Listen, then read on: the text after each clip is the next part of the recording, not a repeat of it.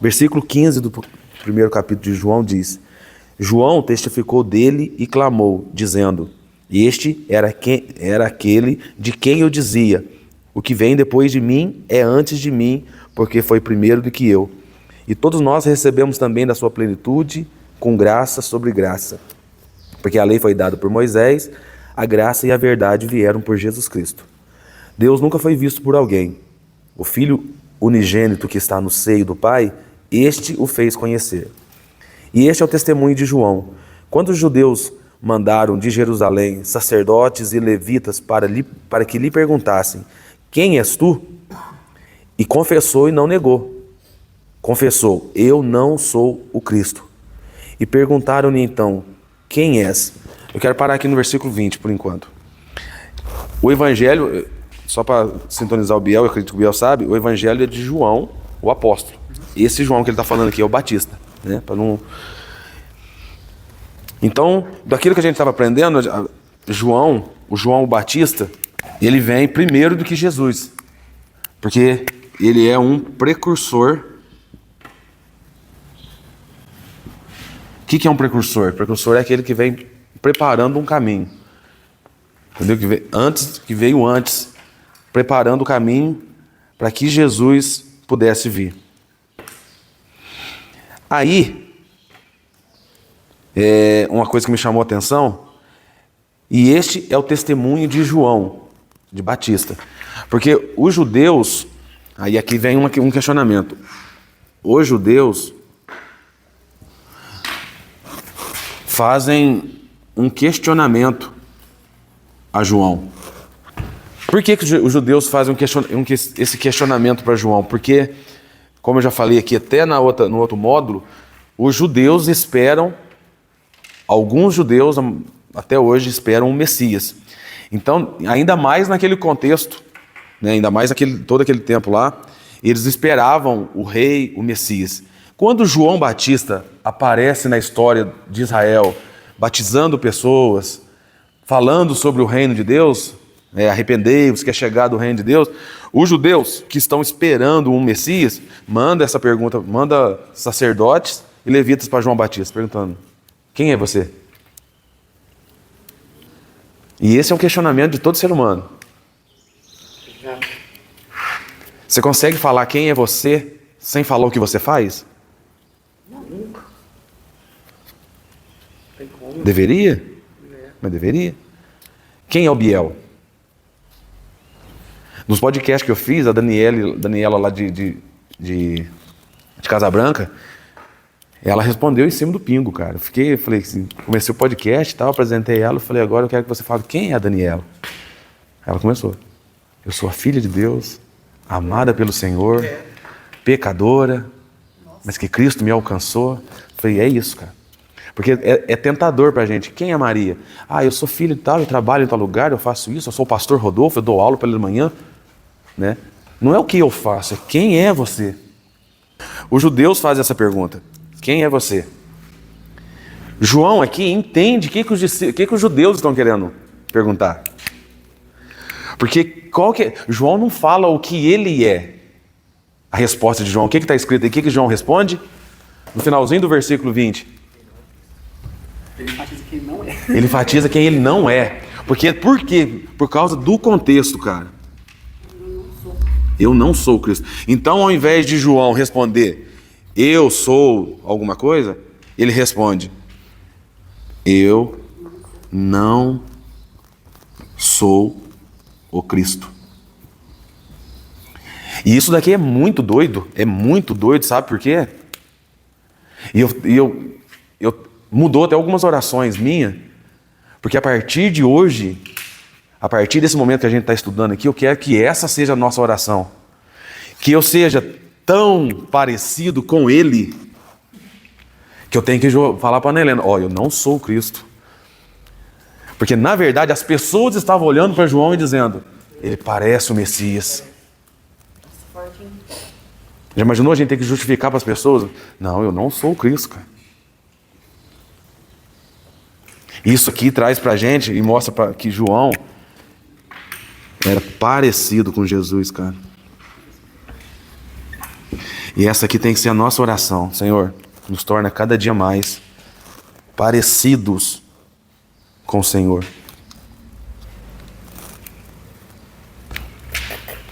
Eu não sou o Cristo, eu sou só um precursor.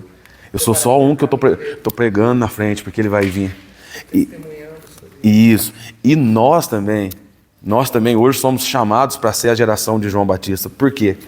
Assim como João Batista preparou o caminho para Jesus começar o ministério dele, nós também somos os precursores agora para a segunda vinda de Cristo. Então nós também somos chamados para ser esses precursores. Ser alguém que vai preparando o caminho porque Cristo está vindo. Até aqui, tudo certo? Aí o versículo 21. Eles continuam a pergunta. Mas então, quem é você? Aí eles começam a dar as possibilidades que eles imaginavam. Você é Elias? Por que eles falam se tu és Elias? Porque no final do Velho Testamento tem uma palavra profética de Malaquias dizendo: e virá o espírito de Elias e converterá o coração. Então eles estavam esperando Elias, porque Elias foi um cara que foi levado por Deus. Ninguém sabe o paradeiro de Elias. Aí continua, o verso 22. Quem és para que a gente dê uma resposta para aqueles que nos enviaram? O que você diz de você mesmo? Aí, o versículo 23, aí continua a pergunta. Aí João responde, vou fazer questão de escrever: eu sou a voz do que clama o deserto.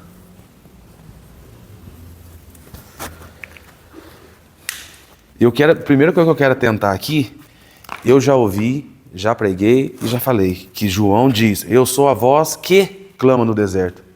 Não, essa palavra aqui muda totalmente. Porque João não é a voz que clama. João é a voz de alguém que clama no deserto. Porque não é ele que clama.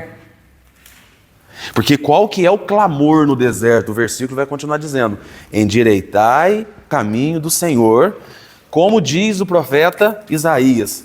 E aqui, João está fazendo uma referência com Isaías capítulo 40, versículo 3.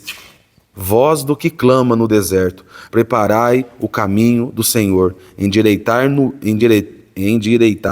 no ermo vereda a nosso Deus. Cara, isso aqui eu fico... 43. Eu acho isso aqui uma coisa maravilhosa. Porque quando o profeta Isaías escreve sobre isso aqui, cara, sobre isso aqui, está falando de mais ou menos 700 anos antes de Cristo. O que é 700 anos antes de nós agora? 1325. O ano 1325 alguém falaria sobre algo que nós estamos vivendo hoje. Cara, isso aqui é muito profético. Cara. Isaías é muito profético. Aí quando vê, chega João. Então quando a primeira resposta de João à pergunta dos judeus, quem é você? Ele responde com uma negação: eu não sou o Cristo. Quando eles insistem em perguntar, mas me fala quem é você para que a gente possa apresentar aos que nos mandaram, aí ele fala: eu sou a voz do que clama no deserto. Em outras palavras, João está dizendo: eu sou um versículo. Eu sou uma, profecia. Ou eu sou uma parte, um trecho da palavra. E aí, se eu sou um versículo, se eu sou uma parte da palavra, quem é a palavra? Quem é o verbo que nós aprendemos? O próprio Cristo. Então eu sou uma parte de Cristo. Eu não sou o Cristo. Eu sou um membro de Cristo. Que somos nós. Né? Uma porção, né? Eu sou uma porção. E rapaz, eu fico imaginando... João, talvez esse era o versículo da Torá que João mais lia, que tinha gravado na cabeceira da cama dele, Isaías 43. Ele acordava todo dia, Ana, ele abria aquilo lá e dizia, igual eu li aqui: voz do que clama no deserto. E eu vejo você lendo. E aí, agora meditando aqui, cara, eu acredito que João leu tanto aquele versículo, leu tanto aquela profecia, que ele se tornou aquela profecia. E isso aí revela para nós que o poder que tem a palavra, quanto mais eu leio, quanto mais eu estudo, quanto mais eu procuro conhecer a palavra de Deus, mais eu me torno aquilo que ela está dizendo que eu sou. E os que tinham sido enviados eram dos fariseus e perguntaram-lhe e disseram-lhe: então por que batizas se tu não és o Cristo, nem Elias, nem o profeta? Aí eles já começam a apelar para o lado do batismo. Tipo assim, se você não é o Cristo, por que você está fazendo aquilo que Cristo faria? Começa a questionar, né? E a gente enfrenta isso. Põe em dúvida, né? A gente enfrenta isso. Todo dia. Por quê? Porque as pessoas esperam da gente, cara. Tipo assim, hoje você já levou uma pancada na tua menina. Mas às vezes a gente escuta ao contrário. Ué, você não fala, cedo, né? você não fala que é crente? João respondeu-lhes dizendo: eu batizo com água. João Batista, né? Por isso que o nome Batista. João com água. João com água.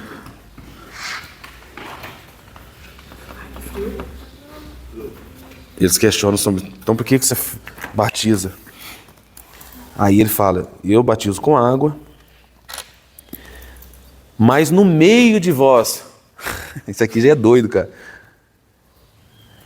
E ele provoca os judeus. Ele está dizendo: vocês estão preocupados comigo, que estou aqui no deserto, batizando, mas tem um no meio de vocês que vocês ainda não conheceram. E aí ele provoca a inteligência dos caras, falando: ó, vocês estão preocupados comigo aqui no deserto, mas no meio de vocês está um a quem vocês não conheceis. Esse é aquele que vem após mim, mas que foi antes de mim. E aqui, João está usando os dois tempos, o tempo Kairos, que é o tempo de Deus, e o tempo Cronos, que é o nosso. Ele veio depois de mim, é o Cronos, porque nasceu 6 meses depois de mim, que vai começar o ministério depois do meu, mas é aquele que é antes de mim. Aí já é o Kairos, que é o João 1 que nós começamos a falar. No princípio era o verbo estava com Deus, o verbo era Deus. Do qual eu não sou digno de desatar as correias das sandálias. No dia seguinte, no outro dia já, João viu a Jesus que vinha para ele e disse: eis o Cordeiro de Deus que tira o pecado do mundo. João estava falando sobre alguém, e aí, Biel, nós colocamos um negócio interessante, porque João e Jesus eram primos. Nasceram junto, brincaram junto, andaram junto. João sabia que viria o Messias, só não sabia que era o primo dele. Ele só sabia que convivia com ele. Porque todo momento ele fala: vai vir um, vai vir um. E João já sabia, isso aqui é interessante, João já sabia. Eu imagino Deus revelando para João: o Messias já está no meio do povo, por isso que ele revela aqui. Já tem um, vocês estão preocupados comigo, mas tem um que está no meio de vocês não sabem ainda. Ele também não. Ele ainda não sabia que era o Jesus, o primo dele. Por isso que ele era profeta. Entendeu? Porque senão cai o papel profético, tipo assim: eu já sabia, é meu primo. Este é aquele do qual eu disse: após mim vem um homem que foi antes de mim, porque já era primeiro do que eu. E eu não o conhecia.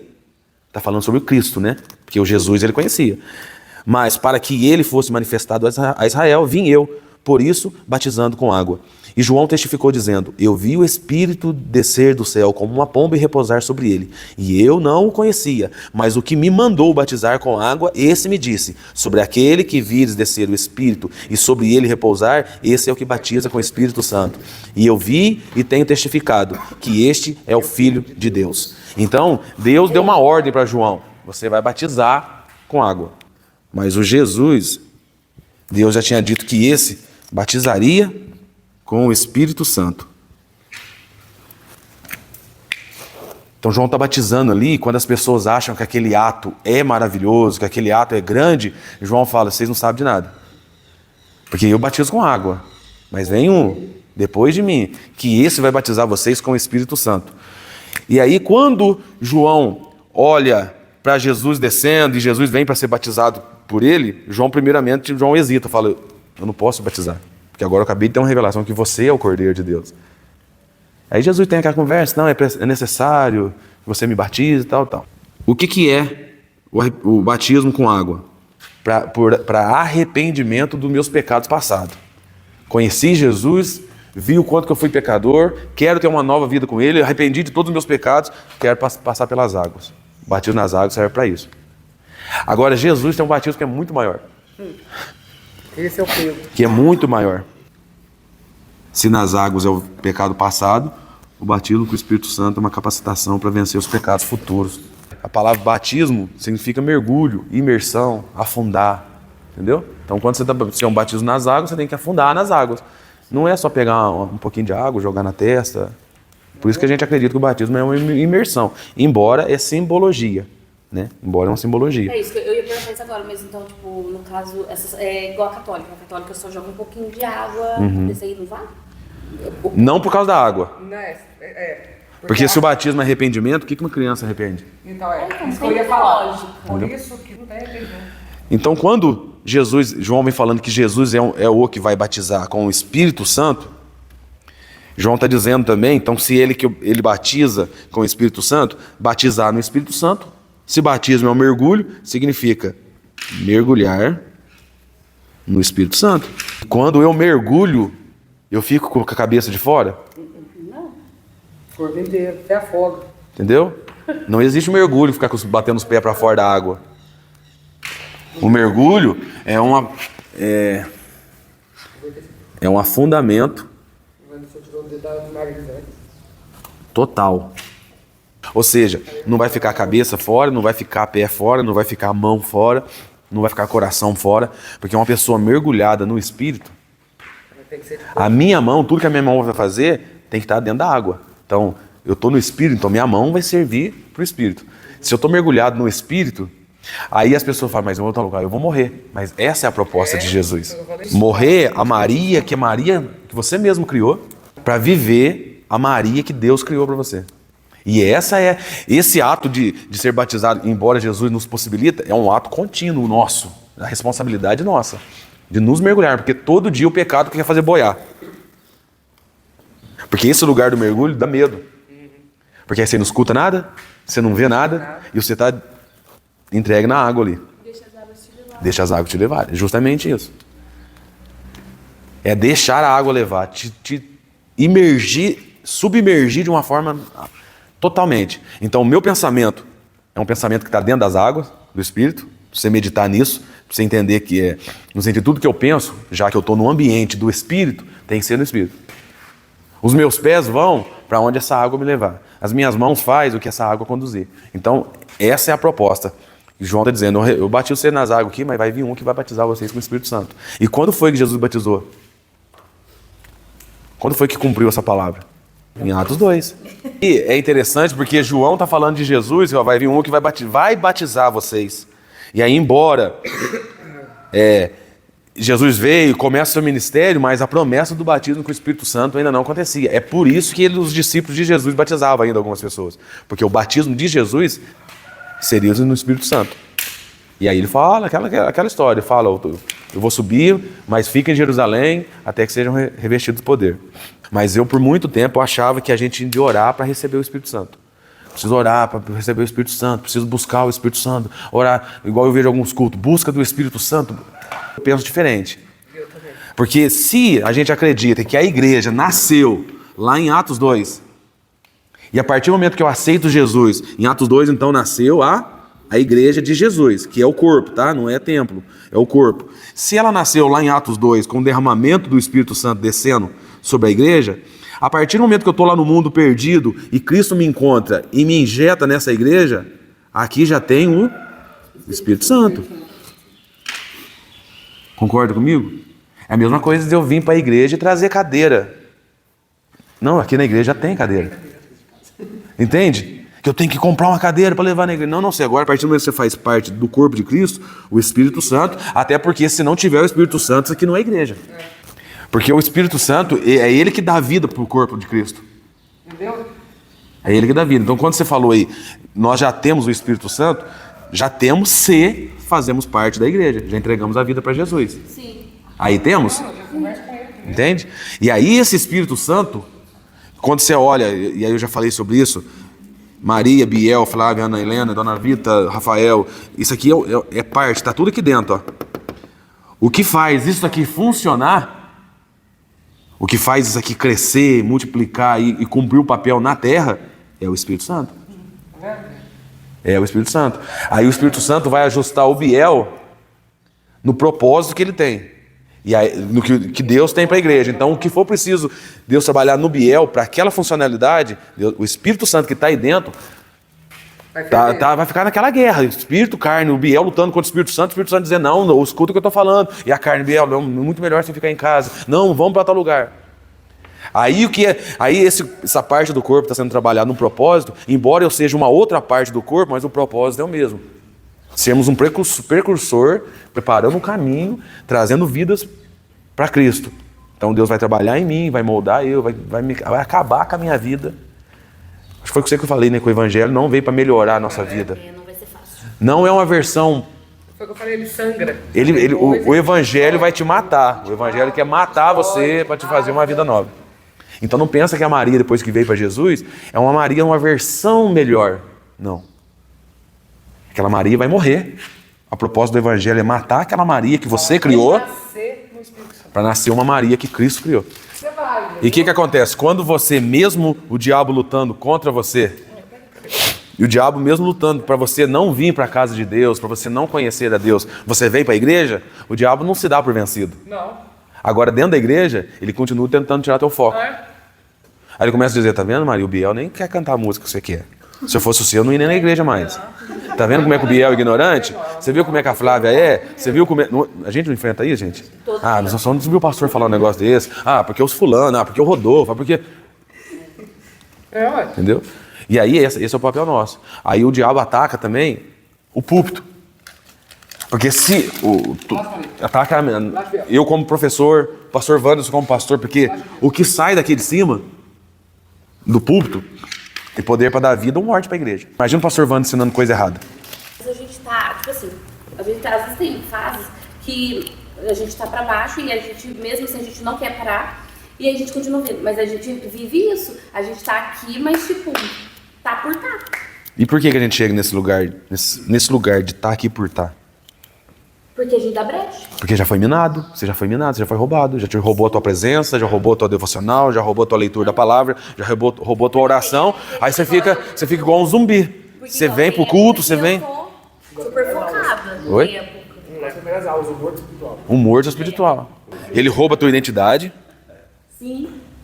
Ele rouba a tua identidade, ele rouba o teu secreto. Sim. Porque aí você não tem tempo mais. Não tem eu preciso ganhar dinheiro. Muitas vezes essa é a gana. Eu preciso ganhar dinheiro, então meu serviço está me roubando. Não é que eu estou roubando. É que eu preciso trabalhar. Eu sou muito sincero, irmãos. Eu já falo isso aí. Serviço que te rouba de estar em comunhão com a igreja, de ter tempo com Deus. Não é de Deus. Não é de Deus. Eu, com a minha unha lá. Tem cliente que fala assim, você não consegue colocar na quarta? Eu tipo assim, cara, é um dinheiro. Mas eu falo assim, gente, minha prioridade não é o dinheiro. E é tentador, Flávio. Sim, mas é tentador. E eu falo... Dia de quarta-feira eu atendo 2 clientes. É a das 4 e a das 5. 6 horas eu não atendo mais. Por quê? Porque eu tenho que vir pra igreja. Eu chego, normalmente às vezes eu chego até atrasada, mas eu quero. Aí qual que é a proposta do diabo? Então vou aumentar a proposta pra Flávia. Sim. Flávia, eu te pago o dobro. Aí você fala... Já é o dobro. Entende? Que essa é a proposta do diabo. Sim. E o diabo vai sempre te oferecer aquilo que você tem fome. Ele oferece aquilo que é fácil, né? É aquilo do teu contexto. Você quer ficar rico? Então pode deixar. O diabo já pensa assim, já sei o que eu vou te oferecer. Você me vende a tua alma. Você quer fama? Me dá a tua alma que eu te levo. Nada de graça, filho. Jesus tentado lá no deserto lá, tava com fome. O que é a primeira coisa que o diabo oferece para ele? Água. E nem é só o pão que ele oferece uma proposta dele revelar o poder dele. Faça com que essas pedras se transformem em pão. E aí isso aí dá uma palavra para pregadores, para pastores. Porque Pedro chama nós de pedra. Somos pedras vivas. A proposta do diabo é ali, faz com que a pedra, Flávia, se torne um pão para você. No sentido assim, que te alimente, seja o teu ego. A gente vê pastores explorando a igreja por dinheiro, por status. Entende? Então é tentador. O diabo vai sempre oferecer para os pastores, para os líderes, transforme essas... Diga para... Você pode fazer isso. faz com que essas pedras se transformem em pão. E Jesus não foi só tentado uma vez, não. Ele foi tentado várias vezes, entendeu? Então, Você falou uma coisa aqui que... Quer dizer, que você falou assim, que o diabo sempre vai apresentar algo que você tem fome. É por isso que as minhas orações ultimamente é pedindo mais fome de Deus. de Deus. Eu quero ver. O que quer ver? É isso. Entendeu? É perfeitamente, Biel.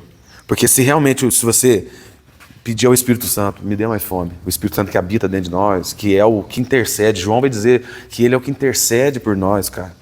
A gente não sabe por que falar. Então, a partir do momento, Flávio, que você é inserida, a partir do momento que você entrega a sua vida para Jesus, você faz parte de uma igreja que o Espírito Santo é quem domina ela.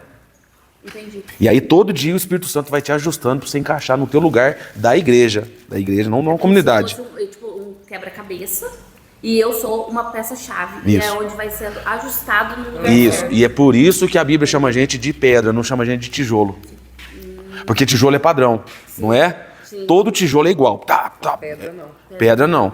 Pedra vem aquela pedra assim, que vai pôr ela aqui, ela tá torta. Aí o Espírito Santo vai pegar, vai ter que arrancar um pedacinho aqui. Aí todo dia com a palavra, todo dia com a oração. Porque a oração não é pra gente receber, é pra tirar algo de nós. Entendeu? Aí vai lá, ajuda, agora ajustou. Aí quando você acha que tá ajustado, Deus põe uma outra pedra no teu sapato. Ah, não. Olha, é difícil. Até ajeitar um pouquinho. É por isso que Deus fala sobre isso. Nós somos pedras, não somos tijolo. É. Que trabalhão que dá. É muito mais fácil. Isso. É justamente isso. Vamos ler o 35. No dia seguinte, João estava outra vez ali na companhia de 2 dos seus discípulos. Você viu que João também tinha discípulo, né? João também tinha seus discípulos. E vendo passar a Jesus, disse para os discípulos, né, eis aqui o Cordeiro de Deus. E os 2 discípulos ouviram-no dizer isso e seguiram a Jesus. Simplesmente. E Jesus, voltando-se e vendo que eles o seguiam, disse-lhe, o que vocês buscam? E ele disse, Rabi, que traduzido quer dizer mestre, onde moras? E ele lhes disse, vinde e vede. Foram e viram onde Jesus morava. E ficaram com ele aquele dia e já era quase a hora 10ª. A hora 10ª é 4 horas da tarde, tá? Aí é interessante que esses discípulos de João, quando encontram com Jesus, já começam a fazer uma pergunta. Onde o senhor mora? O que os discípulos de João aprenderam? E aqui eu acredito que aprenderam, porque era o discípulo de João, já chega fazendo essa pergunta, interessado nisso em Jesus, porque João já disse, o mais importante com Jesus é relacionamento. Porque não é qualquer pessoa que você chama para ir na tua casa. Não é qualquer pessoa que você chama para posar na tua casa. E aqui, Jesus está chamando pessoas para ir lá. Então quer dizer que Jesus entendeu nos discípulos que o interesse dos discípulos de João em Jesus era relacionamento. Então a gente precisa, e é aquilo que a gente está falando aqui, oração, relacionamento com Jesus é isso. Oração, leitura. O versículo 40. Era André, irmão de Simão Pedro, um dos 2 que ouviram aquilo de João e o haviam seguido. Aqui João está explicando quem que era um dos discípulos. Sim. Que era André, irmão de Simão. Este achou primeiro a seu irmão Simão e disse-lhes, achamos o Messias, que traduzido é o Cristo. E aí André leva o irmão dele até Jesus. E olhando Jesus para ele, disse, tu és Simão, filho de Jonas.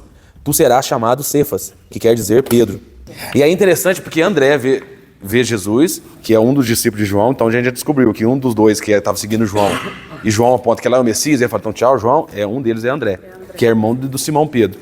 Então André chega até Simão e fala, ó, encontramos Jesus. E vai lá e pega o Simão e leva até Jesus. E aqui já dá mensagem, né? Porque quando a gente, o sinal de que a gente encontrou Jesus é o desejo de ir lá e buscar mais pessoas para encontrar com ele também. Se a gente não tem desejo de levar pessoas para Jesus, eu tenho que questionar, será que realmente nós encontramos com ele? Porque vamos ser sinceros, né? Usar a Ana de novo. A vontade que tem é que todo mundo conheça viva o que você está vivendo, que conheça Jesus como você está conhecendo. E esse é o sinal que realmente a gente encontrou Jesus. Jesus, quando olha para Pedro, Jesus já libera uma palavra, tu és Simão.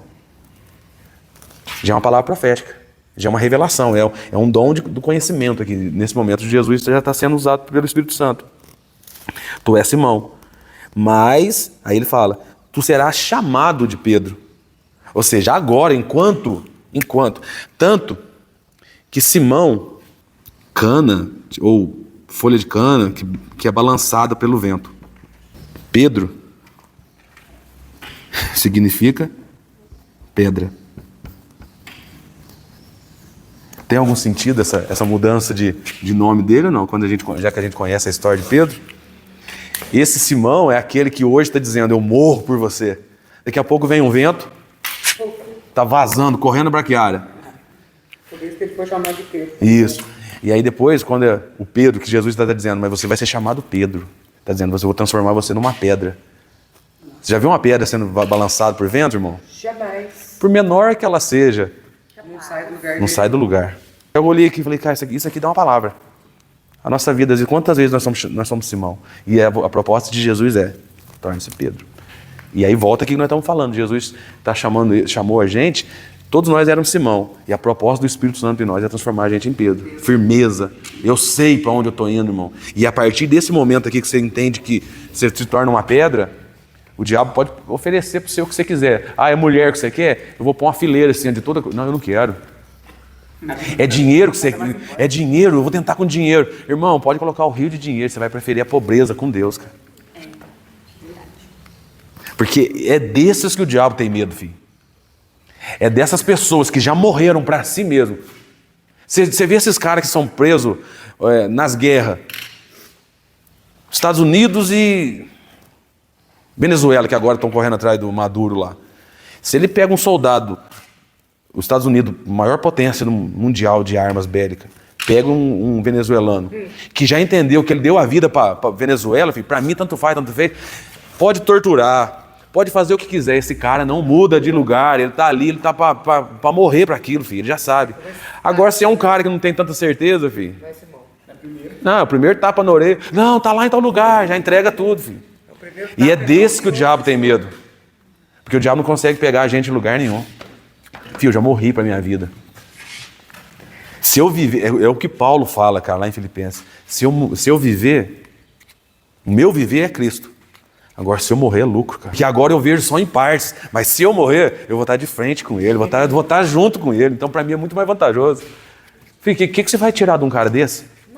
Nada. E é isso que Jesus está chamando. Então, Jesus olha para Pedro e fala, agora você é Simão, mas tu serás chamado de Pedro. No dia seguinte, quis Jesus ir a Galiléia e achou a Filipe. Essa passagem é muito linda também. E disse-lhe, segue-me. E Filipe era de Betsaida, cidade de André e de Pedro. Aí Filipe achou Natanael e disse, havemos achado aquele a quem Moisés escreveu na lei, e escreveu nos profetas, Jesus de Nazaré, filho de José. Disse-lhe Natanael, pode vir alguma coisa boa de Nazaré? Disse-lhe Filipe, vem e vê. Aqui também é outra palavra, dá para pregar outra coisa. Primeiro que lá sobre Simão, quando a gente encontra Jesus revela a sua identidade. É em Jesus que a gente conhece quem a gente é. 45, Filipe vai até o irmão dele e fala, achamos o Messias. E aí, na verdade, não é nós quem achamos o Messias.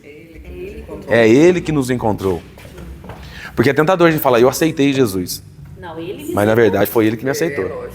E Deus é tão, eu acho Deus tão maravilhoso, porque na verdade ele deixa a gente pensar que foi a gente que achou ele. É. Mas foi ele que... Você já brincou com uma criança? Você tem filho? Pique-esconde? Filho, você esconde atrás da cortina. Meu pé é desse tamanho, você já deixa ele propositalmente. Você já deixa propositalmente ali para a criança te achar. E quando ela vai esconder? Cara, isso revela muito Deus, Pai. Quando a gente quer se esconder de Deus, a gente acha que a gente está debaixo da mesa. a gente é tonto, né? E Deus fala, cadê a Flávia? Ela fala, eu não quero saber de Deus, eu não quero saber. Cara, isso é maravilhoso, isso me faz apaixonar por Deus. Isso me faz apaixonar por Jesus todo dia. Porque às vezes a gente peca, a gente apronta, a gente quer se esconder de Deus. Fala, não vou orar, eu vou ficar quietinho no meu canto, não quero saber de nada. E é Deus olhando nós ali, falando, onde será que o Rodolfo está, cara? Ah, eu vou achar o Rodolfo, onde será que escondeu? E a gente acendeu... Não, e sim, se for para pensar, tipo assim, quando a gente fala assim, eu vou me esconder, tipo, Deus até sabe aonde a gente vai tentar. Tipo assim, nossa, a tal dia ela vai se esconder, porque ela vai fazer isso e isso. Exatamente. E Deus se faz de esconder pra gente poder achar ele, mas nesse sentido, ele deixa, porque se ele esconder mesmo, ele nunca acha ele. Ele coloca por ascendente e nos chama de forte. Uhum. É bem isso. Quando Filipe chama Natanael, que é o irmão dele, e fala, tem um Jesus, tal, o Messias, lá de Nazaré. Natanael, todo cheio de ferida, todo cheio de traumas, fala, certamente já teve algum problema em Nazaré. Ele fala, pode ver alguma coisa boa ali da Ana Zerbini? Porque todo mundo que conhece, né? Tem aquele preconceito. Lógico. Ah, pô, a Flávia? Ixi, eu lembro a Flávia tudo de carnaval. O Felipe tá falando com o Natanael, que percebe essa resistência de Natanael. Eu acredito que dentro do Felipe fala assim, eu não vou perder tempo de ficar tentando insistir não, só faça um negócio. Vem e vê. Vem ver. Cara, esse vem e vê é muito doido, porque não, talvez a tua explicação não vai trazer a pessoa. Mas quando você faz essa provocativa, você não tá duvidando? Então vem. Só vem. Só vem. E aí Jesus viu Natanael vir, ele conseguiu levar o irmão dele. Aí Jesus também já liberou uma palavra, eis aqui um verdadeiro israelita. Natanael fala, mas de onde o senhor me conhece? Jesus respondeu e disse, antes que Filipe te chamasse, eu vi você estando debaixo da figueira. Natanael respondeu e disse, mestre, e aí ele reconheceu, és tu o filho de Deus, tu és o rei de Israel. Jesus respondeu, porque te disse que vi-te debaixo da figueira, crês? Coisas maiores do que essa verás. E disse-lhe, na verdade vos digo, que daqui em diante vereis o céu aberto e os anjos de Deus subirem e descerem sobre o Filho do Homem.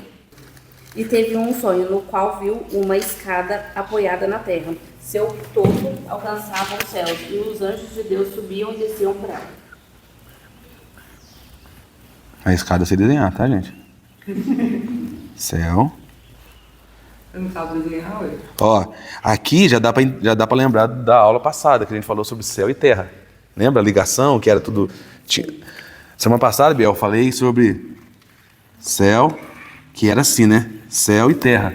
Aqui era o Éden, que era um lugar em que o céu se conectava com a terra, era o espaço que havia onde Deus podia, embora Deus sendo santo, o 3 significa que é o ponto máximo de santidade na terra, então era o Éden. O pecado faz essa separação, e agora o santo não pode viver numa terra pecadora, que dá o nível máximo também de pecado. E aí Deus manda Moisés fazer primeiro o tabernáculo, porque o tabernáculo também era um lugar, uma ponte que ligava aqui, que na arca, lembra? Na arca da aliança, Deus descia, exatamente na arca ali, no lugar, no santo do santo, era o único lugar na terra que existia a presença de Deus. Aí depois, é o tabernáculo, depois vem o templo de Salomão, a mesma coisa. Era o templo de Salomão. Isso que é bom ter a gente entender, porque no capítulo 2 nós vamos falar de novo sobre o templo. E aí, no templo é a mesma coisa. Só um lugar no templo que era possível as pessoas terem acesso a Deus, e na verdade era uma pessoa só, que era o sacerdote.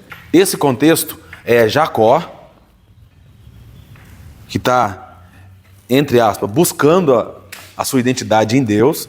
E aí, num certo momento, ele tem um encontro com Deus, ele cansa, ele deita a cabeça numa pedra, num lugar, e ele tem esse sonho. Ele via que uma escada que ligava da terra até o céu, e os anjos de Deus desciam e subiam nessa escada. Então, quando a gente está falando sobre judeus, os judeus com 12 anos conhecem toda a Torá. Um judeu com 12 anos sabe as 613 leis de Moisés. Um judeu de 12 anos já conhece todas as profecias sobre o Messias.